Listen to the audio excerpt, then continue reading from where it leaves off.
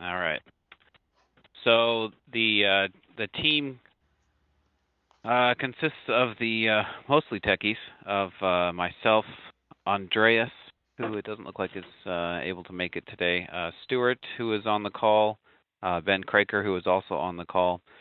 Jim joins us as he does most AgGateway things, and Sharon is our main contact for the communication side of it. So she helps us make things pretty and say things non-techy, which is very helpful. So the agenda for today is to go through the general problems that were determined to be solvable by some solution that we chose to try and solve, and then what solutions we came up with to try and solve the problems and where we're at with those solutions. And then we will go through, in general, sort of what we're asking the general AgGateway community to help us out with, the call to action, if you will, and then any Q&A sessions and contact information from that point forward. So the three primary problems that we set out to solve.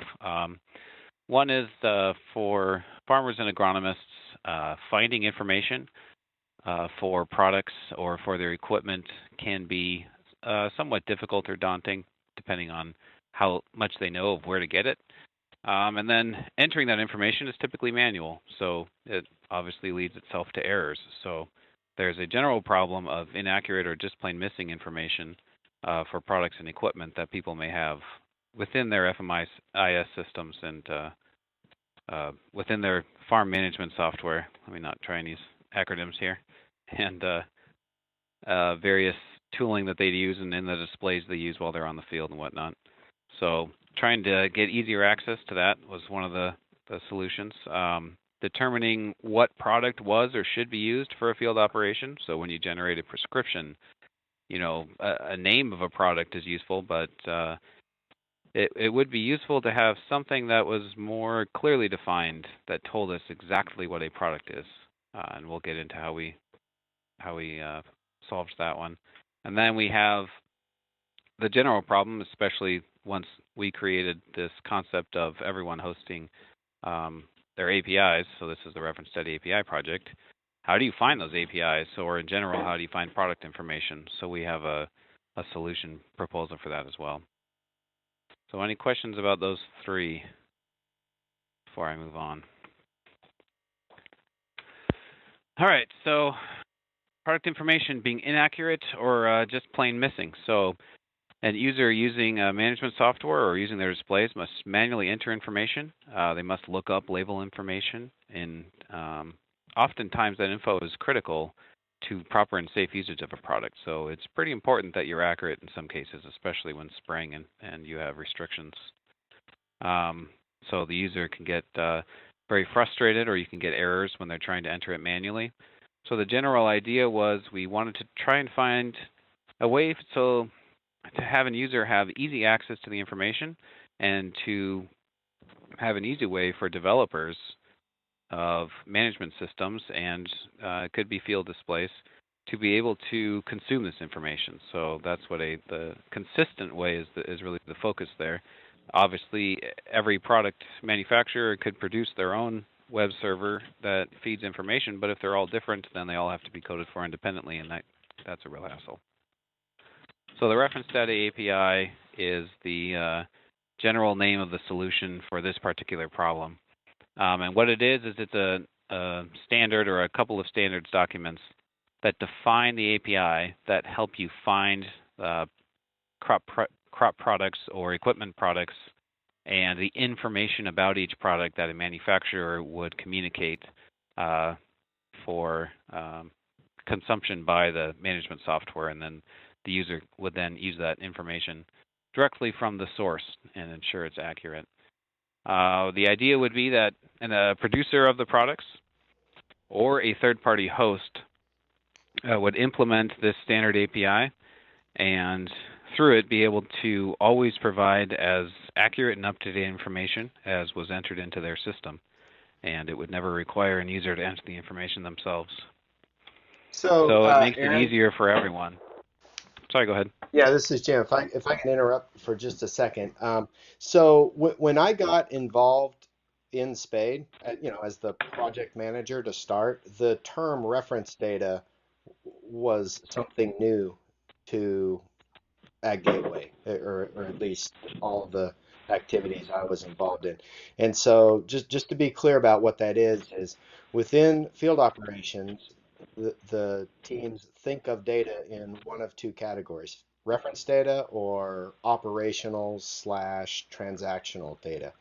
And the distinction there is that the reference data is data that is used to support the operations or support the transactions. So it would be things like product lists and unit of measure code lists and soil type lists and commodity code lists and things like that.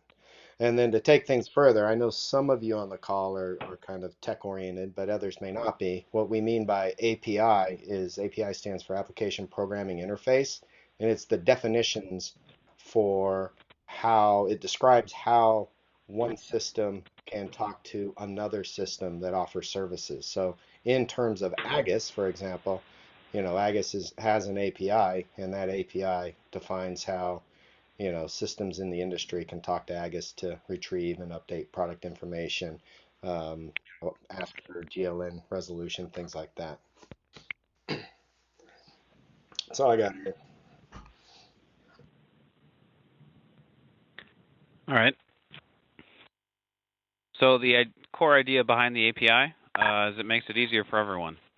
So a farmer or an agronomist trying to develop a recommendation that wants to use these products in some way are able to do so within their existing management software. They don't have to go out of their way to find product information or to go find the label information on the bags or containers that they purchased. And they also then guarantee that the information is accurate. And then the management software provider is able to essentially write once, read everywhere this standard API. And as long as the host has implemented it according to the specification, all they have to do is insert the given host, and they will receive all of the easily machine-readable information from the same form as any other implementation of the solution. So as a company that has management software, this would be very useful to us. So this is a key for me that I think is going to be awesome.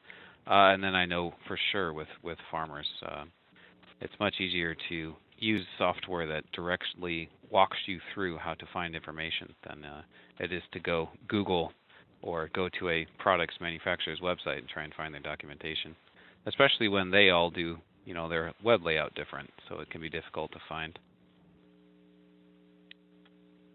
So there are two APIs, standards documents that we have put together.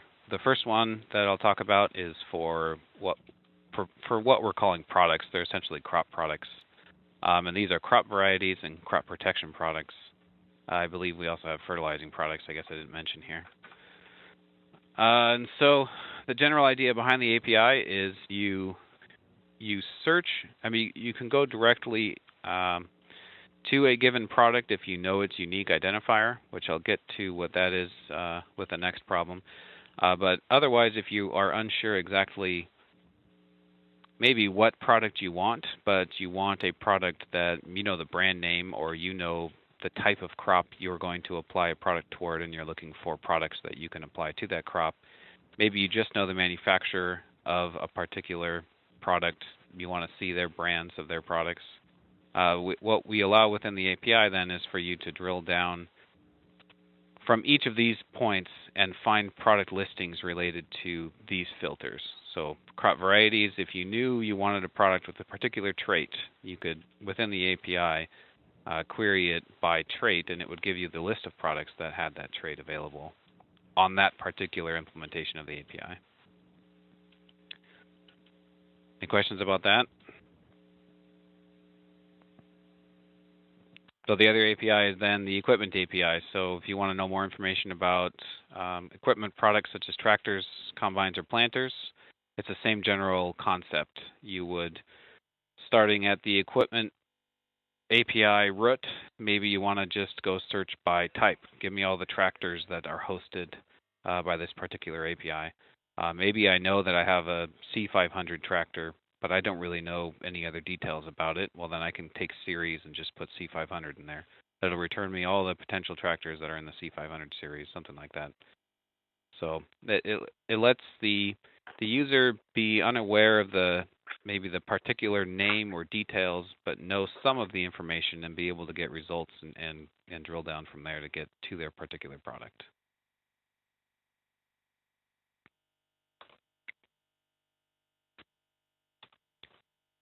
So the second problem we set out to solve is the idea of trying to figure out what product was actually used, or as the case may be, what product should be used if you're creating a prescription. And the general problem that we have today, I'll lay out here. So we have a starting FMIS system. So maybe it's FarmWorks. And they have a product that is called Product A in their system. And they send it to a tractor to apply that product. But that tractor already has a Product A, but it happens to be Product Space A. And they were not able to reconcile those two products. So really the tractor now has two products that are essentially the same thing, one with a space and one without. The tractor uses one of those two, you're not really sure which necessarily, and sends that version of it to a third system to consume the logged information. Well, maybe that system actually has product underscore A. The simplest form of reconciliation is of automatic reconciliation is name matching, but in this case, name matching fails. And so what we end up with is three things that are supposed to represent the same product, and they can't without user intervention, which is not ideal. So our solution for that is a common identifier that is applied to the products. So the idea would be the producers or the third-party hosts that have the APIs implemented would attach to the results that they send for a given product a single unique identifier that would be used basically that could be used in any further communication of that product. And what that would allow you to do in the scenario we have here is product A without a space would also have this common identifier attached to it. When it was sent to the tractor, if the tractor had also consumed product information from the reference data project, it would know its product space A has that same common identifier and could reconcile it automatically through the use of that identifier. At that point, the name matching doesn't matter. Now it knows that it's the same product and it knows all the details about it. And likewise, the second FMIS product could also do the same thing. You would also have the capability to take that single identifier and turn around, and if you didn't have all of the rest of the information that came with the payload, but you just had the name and the identifier, you could ask the host API that has that for all of the product information that it has, and get that. I guess that's the third bullet here, and get all that information about the product. So even if it wasn't part of the definition of the system, say ISO is maybe missing some of the identifiers that some of the properties that you would want for a product. Well, as long as this unique identifier came along with the system and you knew its source, you can go back to the source. It's using the reference data API, so you already know how to consume it if you've implemented it. And you just give it the ID and you get all the product information back with it. So any questions about that? So this is Josh. So at this point, you haven't identified what that identifier would be. You've just kind of high-leveled outlined the solution, correct? Yeah. So I guess I didn't get into that detail, but the general idea that we had was it would just be a standard UUID or GUID, if you will, simply because that would help ensure a global uniqueness if we use something that's easily generated by anyone and almost guaranteed not to collide with anyone else. And when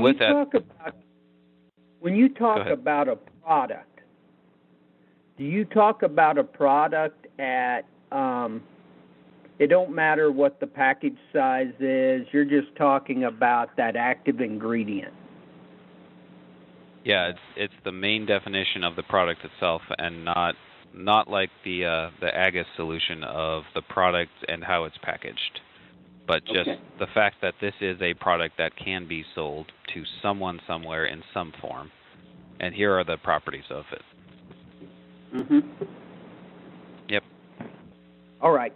Thank you. Yeah, those are good questions, Josh, and I think one distinction here is that from a, and please, Arren and Ben and whoever else from the SPADE project, correct me on this. When growers are developing their plans and crop advisors, making prescriptions and doing work orders and things like that, they don't care about package sizes or marketing supply chain related identifiers. They're looking for the thing that's going to be applied to a field that's not the package itself. I probably didn't explain that very well, but it gets more to the idea of what Josh was saying, active ingredient. Yeah, they really need to know what the product is, any specific use things on the label, and then they'd be recording it in, whatever units per acre generally that it's being applied in. So they might be using a whole pallet or two of the product, but what they're recording is that we put out, 12 gallons per acre, and that's what they're interested in recording. And, with what Arren was going through there, they really need to have a better system for writing that down, because it's really a very manual process to track that right now, and a lot of manual matching of what some guy typed in versus what was actually used. And so this is Brent. I have a question. Do you ever see the information that is being recorded, captured, solicited through the API, once it's stored, is there ever any applicability to reconcile that with what we're considering supply chain data, purchases, receipts, that kind of thing that the grower may be trying to manage? And if so, how do you see the unique identifier, the UUID, matching up with those other transaction reports? I think it would be, this is Stuart. Go ahead, Andreas. No, you're there. You can answer that. Okay. We would expect, I guess, in the at some point, the unique identifier that represents the product, whatever it may be, a seed variety or a particular EPA labeled product or whatever. I think there would probably at some point be great value in having the package information, available associated with that for people that do things like inventory within their system. But not all growers go to that level. That level of detail isn't something that's typically required for compliance reporting. It's really about, hey, did you, how much of this nasty chemical did you spray, kind of thing. And did you spray it? And also, did you spray it when you were allowed to spray it? Did you let your workers enter the field when they were allowed to, as per a bunch of label data? But like Stuart says, there is a subset of growers, typically larger growers, who would find a lot of value in being able to tie their supply chain to their production. Usually, it doesn't happen that way, and the accounting / supply chain stuff is like a parallel and very different universe from the field operations / production part. And I also think something like this API would maybe drive a little bit more of that, because right now it's a pretty painful process to try to link those two worlds together. But if you have that common identifier to kind of flow between what happened in the field and what happened in the accounting and inventory system, it would simplify that a lot, where guys might actually be willing to take a stab at doing it instead of the way they'd have to go about it now. I think that's a good point. Well, hey, this is Chip. Isn't there another use case, too, that may not be directly related to supply chain or inventory, but from the automated data capture side,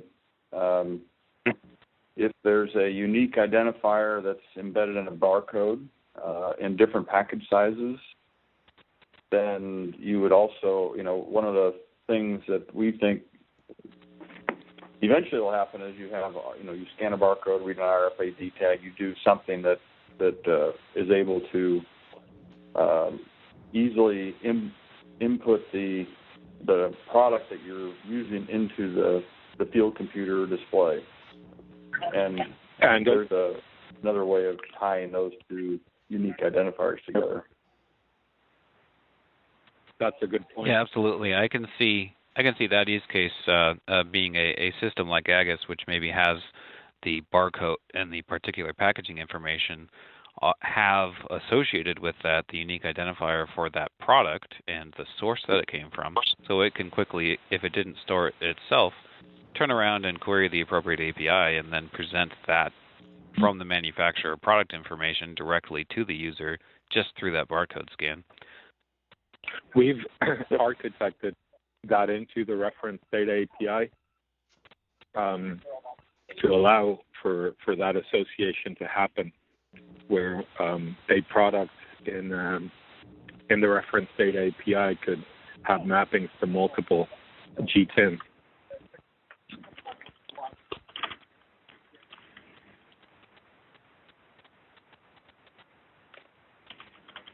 Any other questions about that one?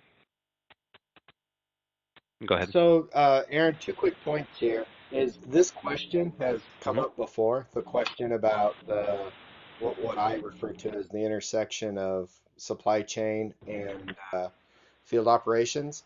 And, just like Chip said, barcode is an important part of that. And indeed, that is something that that the AIDC team, the Automated Identification Capture Group, has identified as a touch point with the SPADE project, and they've reached out and worked with Ben Craker on this call to hold a couple of meetings to begin to sort that out.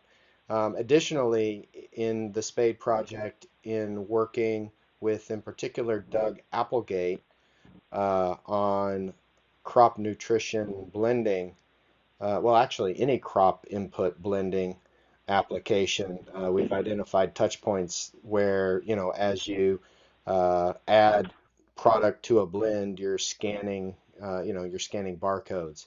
So this is, a very new area, but people are already beginning to think about it. But there's clearly a lot of work to do in that area.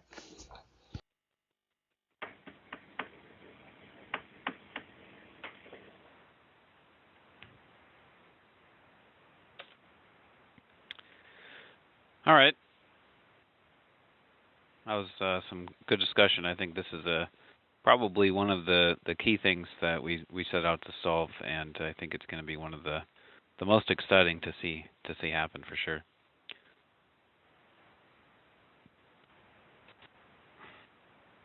So the final problem that we will discuss today was the general problem that maybe we somewhat create with this common standard is, how do you find implementations of it? So if I know that John Deere has an API and I know that AGCO has an API, how do I know how to reach out to them without having to, by myself, go find them and get their details and code it into the software itself or whatever it may be? And the general idea would be you want maybe a searchable list of hosts or some way to find information related to all of the hosts that may exist for a product or equipment or what it may be. And the proposed solution is what we're calling a directory service.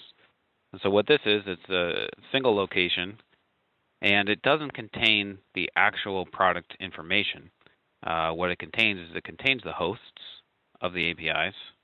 It contains their base addresses that you would use to consume the standard reference data API.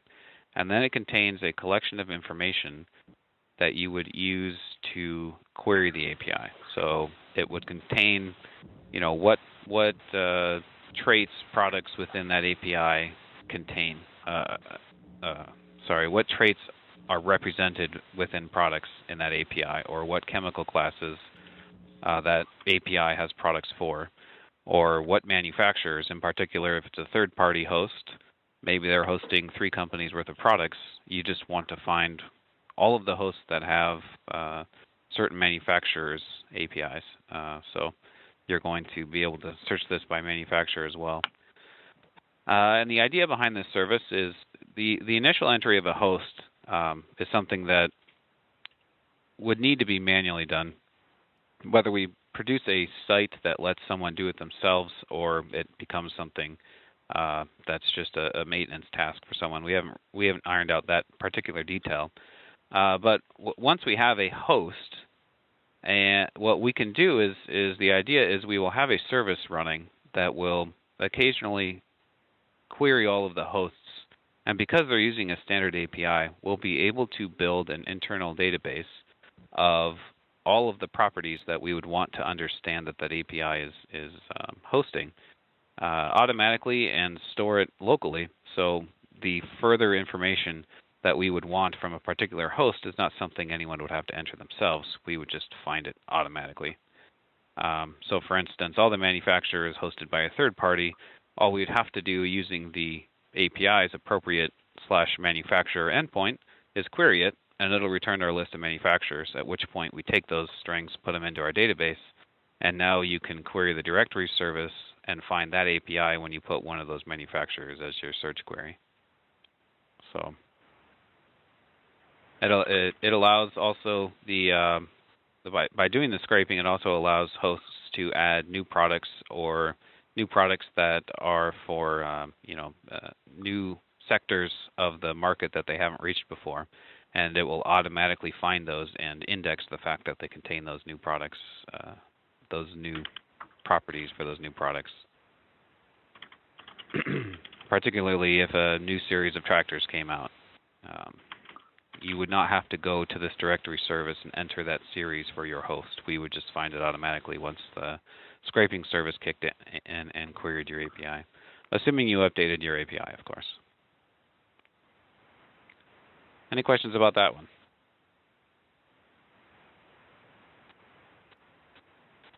So once you've implemented the directory service, and once the system is, or once you have users who are actively making use of it and presumably relying on it, what are your expectations for availability of information?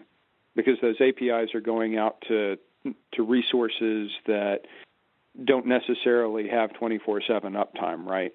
And at what point do you say you use this information or you use this service at your own risk? So you're suggesting like if a host is down for a period of time? The first moment. Exactly. Either for a planned maintenance window or an unscheduled outage, and that API goes down. What... From the point of view of an implementation from a user's guideline, perspective. Really, I don't think it's practical for an SMIS to be hitting the API every time the user wants to capture that they use the product. It's probably more reasonable to be synchronizing with it on a regular basis. And so we've debated synchronization strategies within the team a few times, kind of punted that a little bit about whether we wanted to use what form of versioning or what scheme for synchronization we wanted to use. But we're aware of the problem. We're aware that until this is perceived as something that is a must-have, we won't be able to take for granted the 24/7 uptime. So that's a good point. Yeah, and one that we to add to that, one subject of discussion within the team is, how deep you go in this, basic population of a directory. Because the deeper you go, the more the questions that Brent raised matter, and the more dynamic the data is likely to be. And so, but fortunately, the API design allows for, and again, team, correct me if I'm wrong, because I'm not in every meeting, but the API design doesn't really care where the handoff occurs when you're drilling down. If the drill down points back to itself, to drill down deeper, that's fine. If it points to, another host that provides that data, that's fine too. The API principles are the same.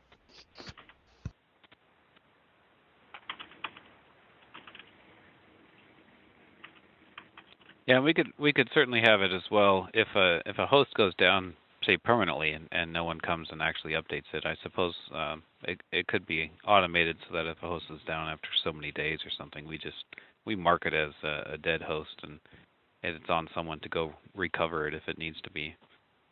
If there's a concern that this would have a collection of hosts that are just invalid.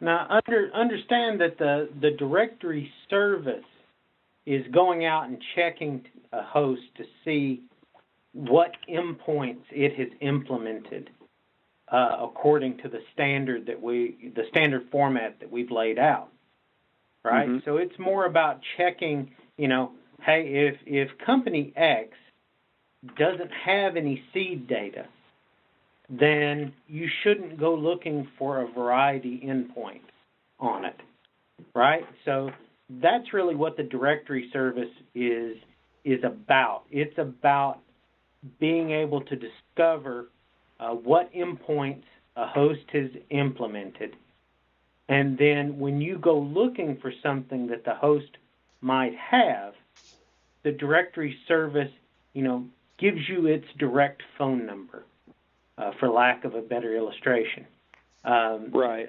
So that you can contact it directly. Right.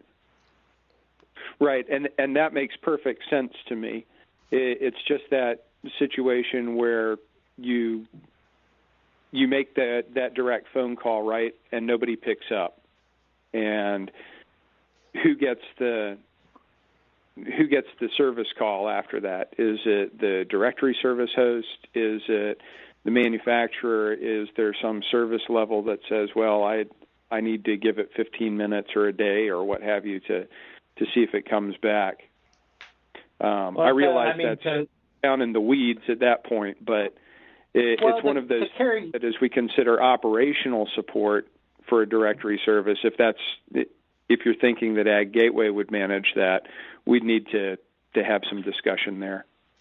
Well, to carry the illustration a little further, right? You don't necessarily call and blame the phone company when the guy you're calling doesn't answer. When you've looked up a number in their phone book.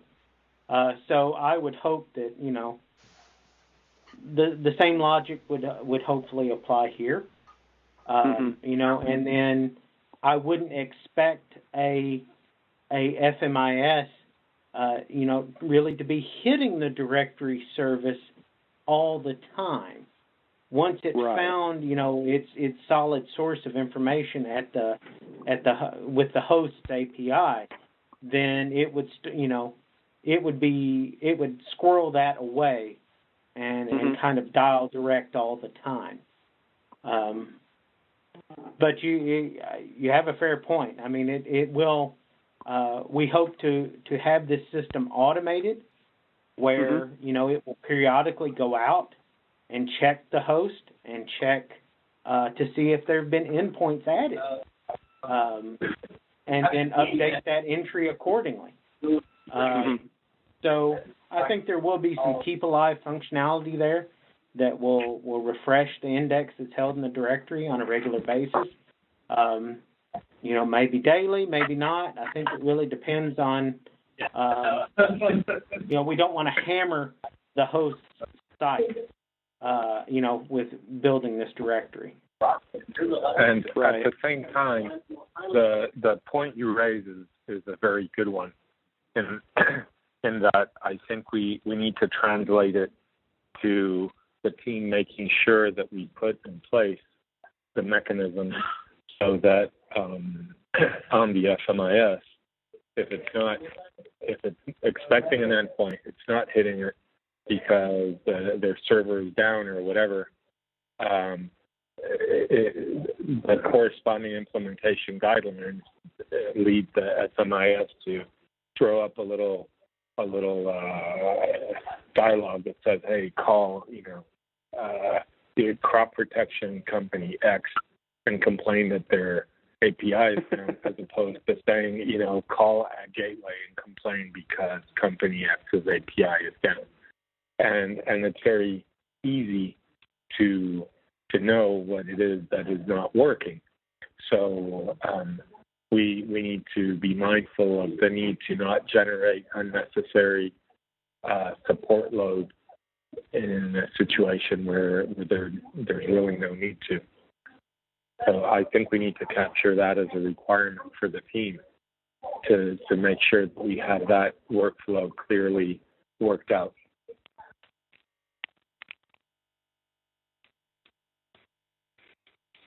Yeah, there was also the concept This is Josh. Go ahead. I was just curious, has there been any work done on the details of the API and the information that you want to pull back from, let's say, a crop protection company or a seed company to make sure, that they can comply to everything you're requesting?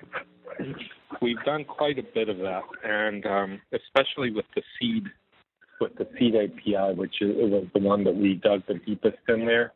We got folks from Monsanto, from Syngenta, from Pioneer, and from Winfield looking at it, and they whittled stuff down to a pretty short list that they thought it was technically reasonable to source. We have not, however, been in further contact with whoever the decision makers are for opening that spigot. But we have learned what the criteria are for setting our expectations. Yeah, so right now... sorry, go ahead. So by the end of next week, our plan is to have in a more reviewable format, which I guess gets into the next slide, a more reviewable format of the actual model that we've come to. So you guys will be able to, particularly we can send it to anyone who is interested, we'll be able to review what is the information that we have planned on including for the various types of products. It's not a extremely simple solution or extremely simple model simply because products are very complicated. The equipment one being much simpler. But it's something that I think we definitely want feedback on to make sure that, for anyone concerned and anyone involved, especially those that produce the products, do we properly represent your product with the information that we've supplied within our models? And if you think that anything's missing for any reason, certainly let us know and we can add more to it. On that same note, the discovery point, so the search points that I mentioned for the APIs, if one of those is missing, say, so for instance, during the discussion, Ben Craker brought up series as an option for equipment, which we hadn't considered prior because series is something the AGCO website lets you actually query into. So if there are any search endpoints like that we're missing that anyone thinks would be useful in the APIs, that type of feedback is fantastic. And so we're sort of at an in-between point with our documentation where we were working wiki-based and then we moved to a sort of API documentation format which worked, but then we went to implementing the API and now want to again build our documentation backward from that because it's changed quite a bit since the last time we updated it. So end of next week is my plan for having presentable and reviewable information for those two particular pieces. And we'll send that around. In a couple comments there. The first one is that next week is the Build conference, so we're probably going to have limited availability of Stuart. We might want to punt that 1 week on one hand.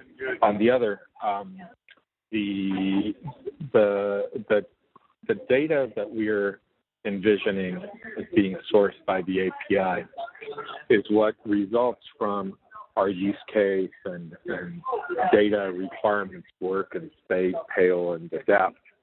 So it translates pretty directly to attributes in our object model.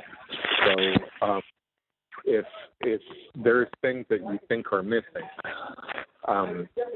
it might mean that there are aspects of the business process that we haven't considered. So that would be really interesting to understand if you think something is missing. And again, if you think that something is unnecessary, then we probably again need to take a look at the business process to see what assumptions we're making that are unwarranted.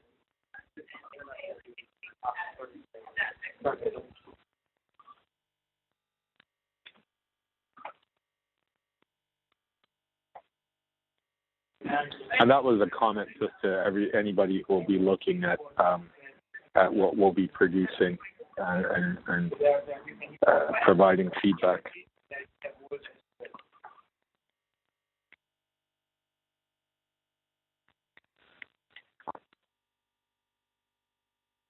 So the last point that we wanted to address was obviously in order to help us forward outside of reviewing what we've done so far, if you are or are in direct contact with companies that would potentially want to implement this API, starting to get the word around that this is being built and is something that you guys could put on your radar would be fantastic for us. The actual completion date, we have not nailed down when do we plan to be done, which admittedly I think that we're at a position now that we need to do that. So I would hope to do that relatively soon, at least to maybe kick us in the rear a little more and get us to actually really focus on this thing and get it completed, because I think we're all pretty excited about this final implementation and the potential that this has for really increasing the capability for people to communicate this information around.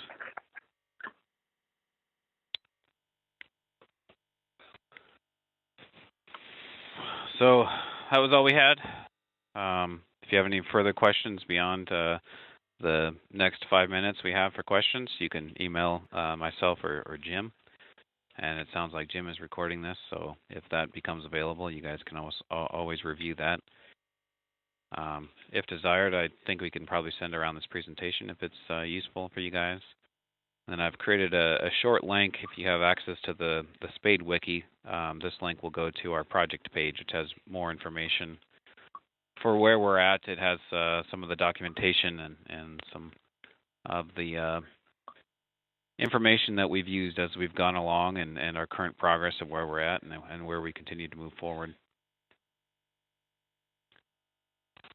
So are there any more questions? Arren, I've got a couple of questions. This is Bob Whitty at Southern States. Maybe I'm reading too far into your presentation here, but is it your team's desire to use the directory or create another space within the directory as sort of a yellow pages for locating these APIs from the manufacturers? Yeah, the directory service as a yellow page concept is exactly what it is. Okay. And your team's estimation that the current product directory does not fulfill all of the needs, all of the data needs for your project? So I'm not aware of a current product directory, so that is news to me and something I definitely want to look further into. If you mean AGIIS, Bob, it's a little bit like apples and bicycles, because AGIIS has a strong supply chain emphasis. Sure. And in production agriculture, the sorts of data you need is just not there. For example, things like a lot of things off of the product label, for example, of a crop protection product. Also, strong unique identifiers for the product itself. Like a typical farmer is not counting how many jugs of a given G10 they're putting into the tank. They're more like thinking along the lines of, I'm going to apply, product X at a rate of so many pints per acre, right? And so it's just not easy to get there from here. Yeah, it's not even the use case. The use case between AGIIS and this are different. AGIIS is a supply chain for finding how a product is packaged.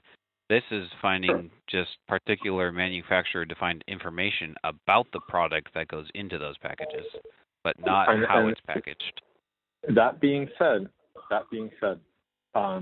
in the same vein that there are use cases that are inconceivable for AGIIS, like saying, okay, I applied this chemical with these, that have these active ingredients on this date, and this other chemical at this other rate on this other date. How am I doing with my, label-mediated maximum annual active ingredient load? Just like there's that use case, there's the other use case that we talked about earlier, where there's and that Chip brought up, which is saying, look, that we have a grower that's more sophisticated. They're trying to integrate their inventory management with the field operation. They would like to count the number of jugs they're dumping into the tank. Can we go from, this G10 to the kinds of stuff that I mentioned a moment ago? And that's why we want to implement these identifiers or these links between identifiers in the reference data APIs and AGIIS, because we recognize the value of AGIIS for supply chain, and the last thing we want to do is try to replicate any of that functionality and somehow, diffuse the perceived value of that asset of AgGateway. Sure. Okay. Andres, this is Todd Howitt. Could an API be something like a performance or a quality characteristic, like a droplet size or a spectrum characteristic of a machine, as opposed to a piece of hardware? That's an excellent question. And one of the things that we discussed and that we informally asked several of the manufacturers that we talked to was if they would be interested in delivering any value-added content to their premium users, leveraging the investment that they had made in implementing this API and standing this up.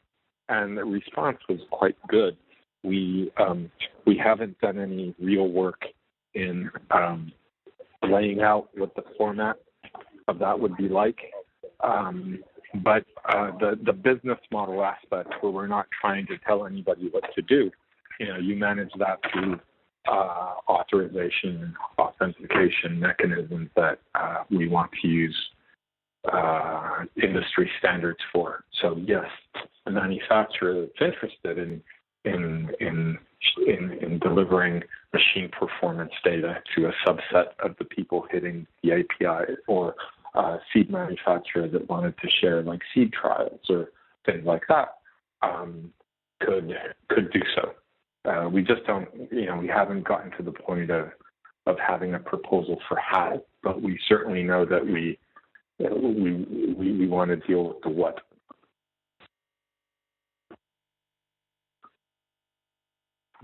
Thank you. Okay. Sorry, I got to run.